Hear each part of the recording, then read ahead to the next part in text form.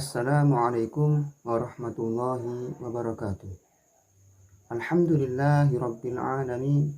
Wassalatu wassalamu ala sayyidina Muhammadin wa ala alihi wa sahbihi tayyibin at-tahirin. Amma ba'du. Perkenalkan, nama saya Muhammad Rahmat. Pada kesempatan kali ini, saya ingin menjelaskan sedikit mengenai pengertian administrasi dan manajemen peradilan agama. Untuk penjelasan lebih detailnya bisa disimak di penjelasan berikut. Pengertian administrasi dan manajemen peradilan agama.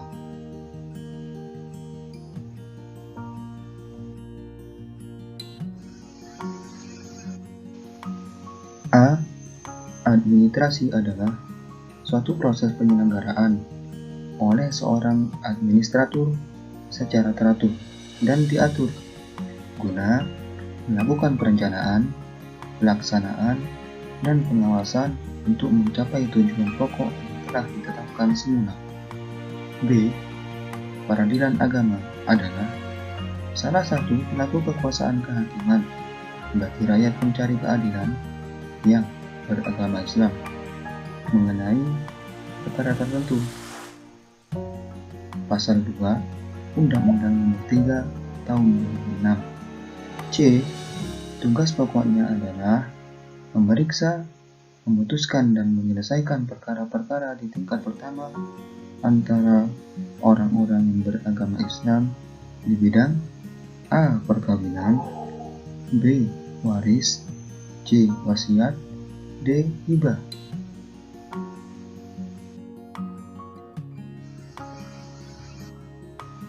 Administrasi peradilan agama adalah suatu proses penyelenggaraan oleh aparatur pengadilan agama secara teratur dan diatur guna melakukan perencanaan, pelaksanaan, dan pengawasan untuk mencapai tujuan pokok yang telah ditetapkan semula. Proses meliputi 6 hal. A. Menghimpun, B. Mencatat, C. Mengolah, D. Menggandakan, E. Mengirim, dan F. Menyimpan. Diatur adalah seluruh kegiatan harus disusun dan disesuaikan satu sama lainnya supaya terdapat keharmonisan dan kesinambungan tugas. Teratur adalah kegiatan perencanaan, pelaksanaan, dan pengawasan yang dilaksanakan secara terus-menerus dan terarah sehingga tidak terjadi tumpang tindih atau overlap dalam melaksanakan tugas sehingga akan mencapai penyelesaian tugas pokok secara maksimal.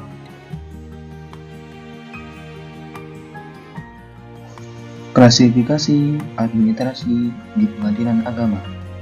A. Administrasi kepaniteraan meliputi gugatan, permohonan, dan hukum. B. Administrasi kesekretariatan meliputi umum, kepegawaian, dan keuangan. Catatan yang akan dibahas pada perkuliahan ini adalah yang berkaitan dengan persoalan administrasi kepaniteraan, karena administrasi kesekretariatan adalah administrasi yang umumnya diterapkan di semua instansi pemerintah.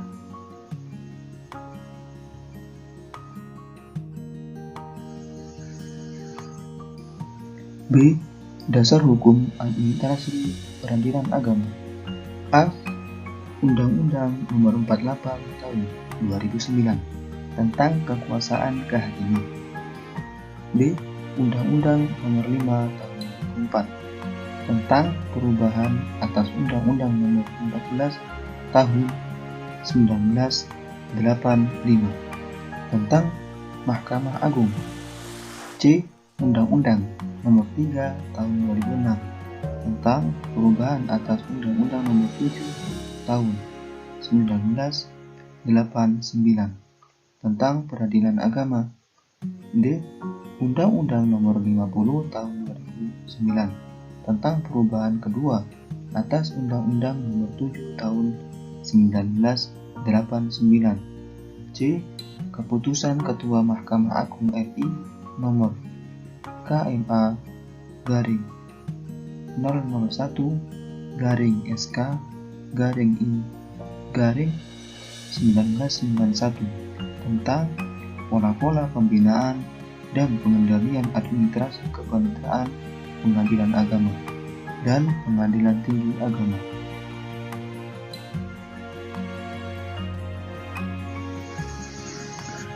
C.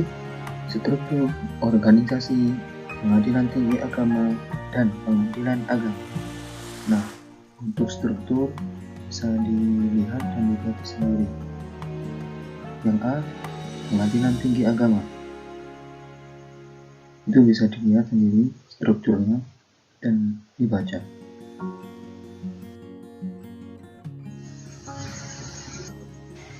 B, pengadilan agama kelas 1A dan pengadilan agama kelas 1B. Nah, sama di sini untuk struktur bisa dibaca dan dipahami. Di sini lebih mudah untuk memahaminya.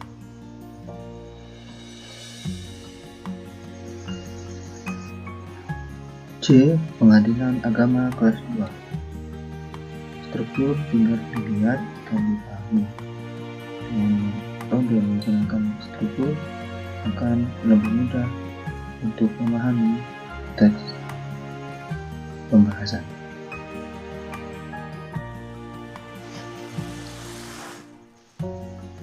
D.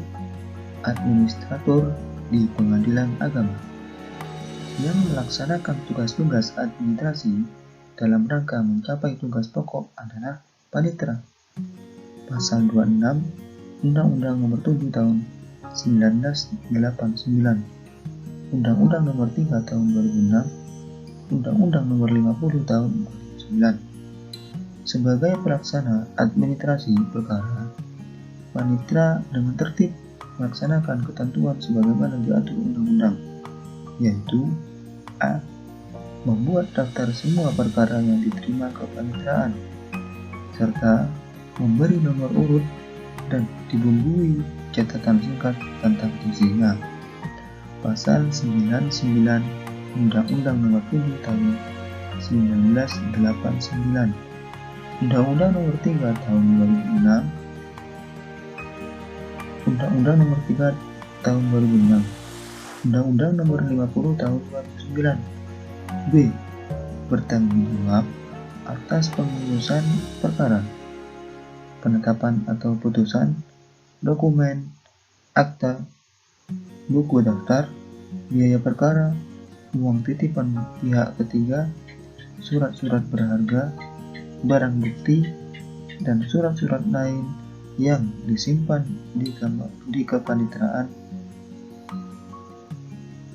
Pasal 101 Undang-Undang Nomor 7 Tahun 1989, Undang-Undang Nomor 3 Tahun 2006, Undang-Undang Nomor 3 Tahun 2006, Undang-Undang Nomor 50 Tahun 2009.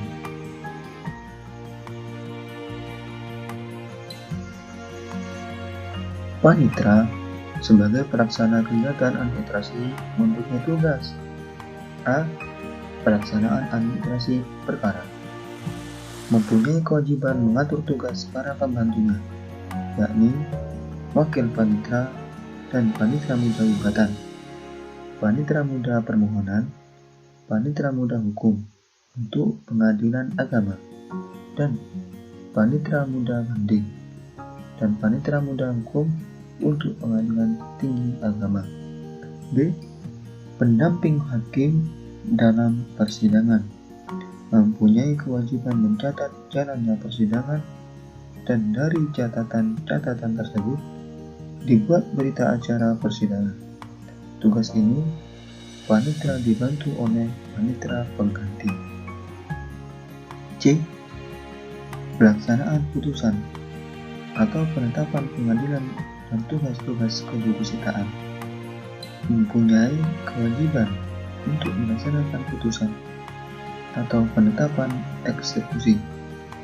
Tugas ini dibantu oleh jurusita atau jurusita pengganti.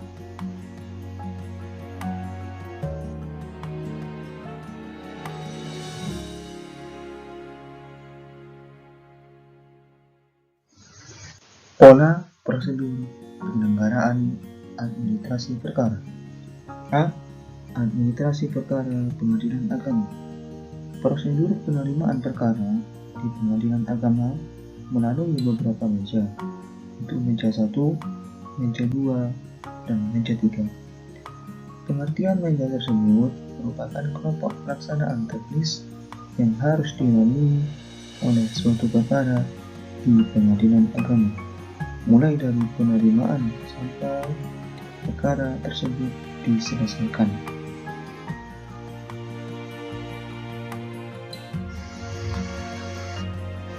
Meja 1. Meja 1 mempunyai tugas sebagai berikut. 1. Menerima gugatan, permohonan, perlawanan, pernyataan banding, kasasi dan peninjauan kembali, eksekusi, penjelasan, dan penaksiran biaya perkara dan biaya eksekusi. 2. Membuat surat kuasa untuk membayar SKUM dalam rangkap 3 dan menyerahkan SKUM tersebut kepada calon penggugat atau pemohon. 3. Menyerahkan kembali surat gugatan atau permohonan kepada calon penggugat atau pemohon. 4.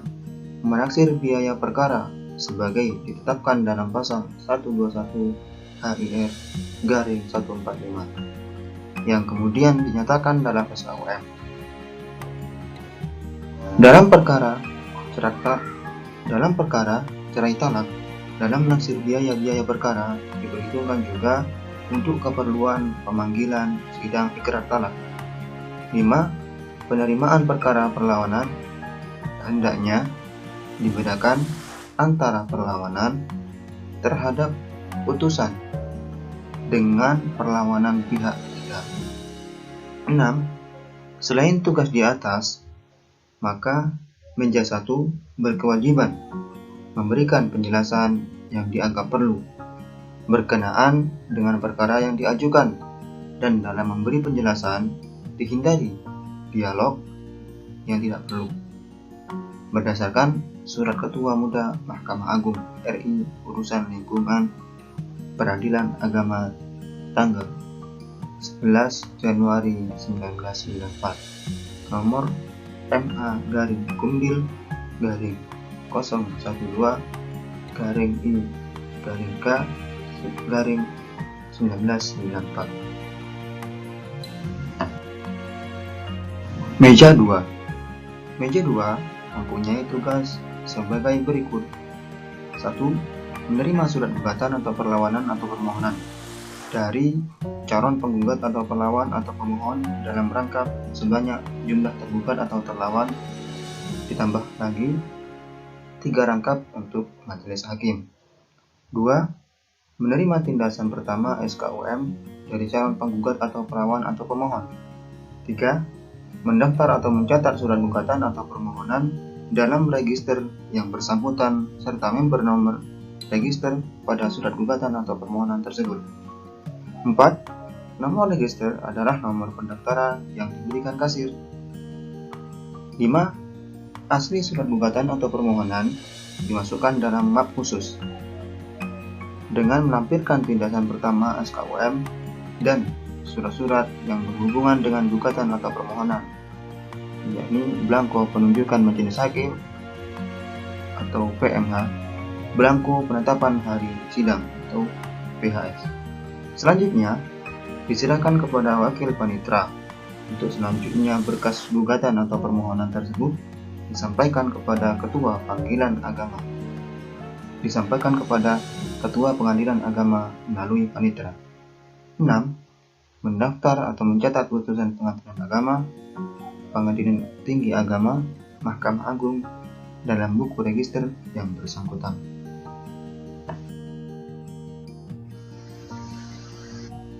Hal-hal yang perlu diperhatikan adalah 1. Mempelajari kelengkapan persyaratan dan mencatat semua data-data perkara yang baru diterimanya dalam buku penerimaan tentang perkara.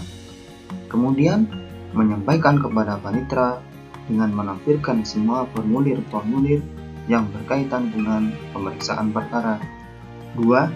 Selambat-lambatnya, pada hari kedua setelah surat-surat gugatan diterima di bagian kepaniteraan, panitera harus sudah menyerahkan kepada Ketua Pengadilan Agama, yang selanjutnya Ketua Pengadilan Agama mencatat dalam buku ekspedisi yang ada padanya dan mempelajarinya. Kemudian, Ketua Pengadilan Agama menunjuk majelis hakim yang menyidangkan dengan mengisi penetapan majelis hakim atau PMH yang harus dilakukan selambat-lambatnya 10 hari sejak gugatan atau permohonan didaftarkan. Dan berkas tersebut diserahkan kembali kepada panitera. 3. Panitera menyerahkan berkas perkara yang diterima dari Ketua Pengadilan Agama atau Wakil Ketua kepada majelis hakim yang telah ditunjuk. 4. Panitera menunjuk seorang atau lebih panitera pengganti untuk diperbantukan kepada majelis hakim yang bersangkutan. 5. Setelah majelis hakim menerima berkas perkara dari ketua atau wakil ketua, maka ketua majelis harus membuat penetapan hari sidang atau PHS. 6.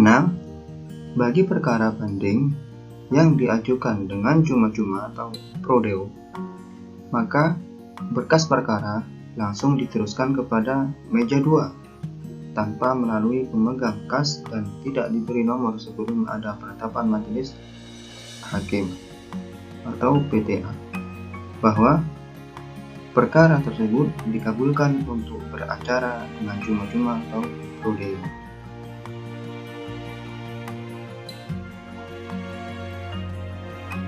Catatan: berdasarkan ketentuan yang termuat dalam pasal 68 dan pasal 80 Undang-Undang Nomor 7 Tahun 1989 disebutkan bahwa untuk perkara cerai talak dan cerai gugat dilakukan oleh majelis hakim selambat-lambatnya 30 hari setelah berkas atau surat permohonan talak atau surat gugatan perceraian didaftarkan di kepaniteraan.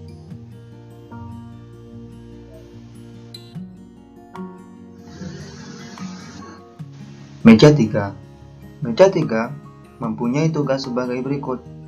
1. Menyerahkan salinan putusan pengadilan agama atau pengadilan tinggi agama atau Mahkamah Agung kepada yang berkepentingan. 2. Menyerahkan salinan penetapan kepada yang berkepentingan. 3. Menerima memori atau kontra memori banding, memori atau kontra memori kasasi, jawaban atau tanggapan peninjauan kembali, dan lain-lain. 4. Menyusun atau menjahit atau mempersiapkan berkas.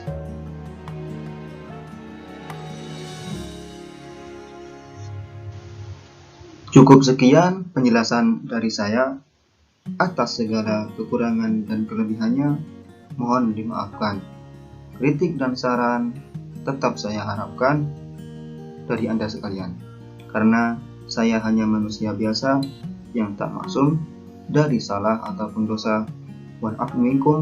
Wassalamualaikum warahmatullahi wabarakatuh.